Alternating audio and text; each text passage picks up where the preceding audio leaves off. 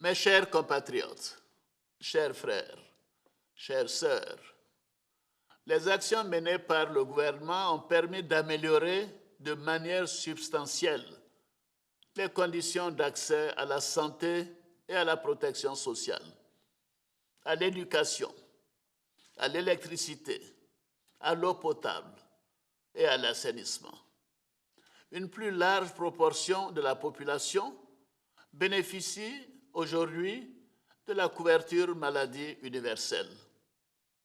En ce qui concerne l'électricité, la baisse du tarif social est une mesure concrète de lutte contre la cherté de la vie afin d'améliorer le pouvoir d'achat des Ivoiriens.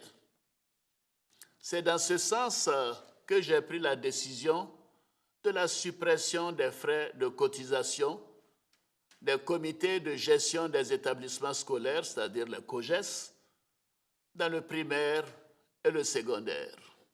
Ainsi, à compter de janvier 2021, les frais COGES seront pris en charge par le gouvernement et les collectivités locales afin de soulager davantage les parents d'élèves et de favoriser un accès plus aisé et équitable à tous les enfants de Côte d'Ivoire.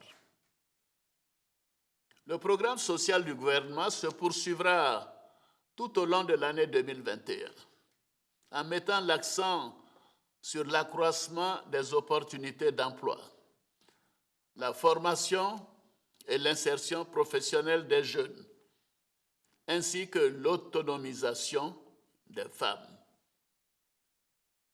Nos efforts au cours de ces dernières années ont permis d'inverser la courbe de la pauvreté en la faisant passer d'environ 55% en 2011 à 39,4% en 2018.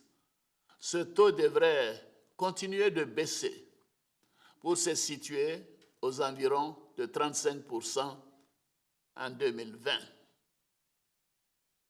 De même, le revenu par habitant dans notre pays a presque doublé, passant de 1 213 $ US en 2010 à environ 2 286 $ US en 2019, soit le niveau le plus élevé des pays de la CEDEAO. Nous avons obtenu ces résultats grâce aux efforts de toutes les forces vives de la nation. Je tiens à féliciter chacune et chacun d'entre vous.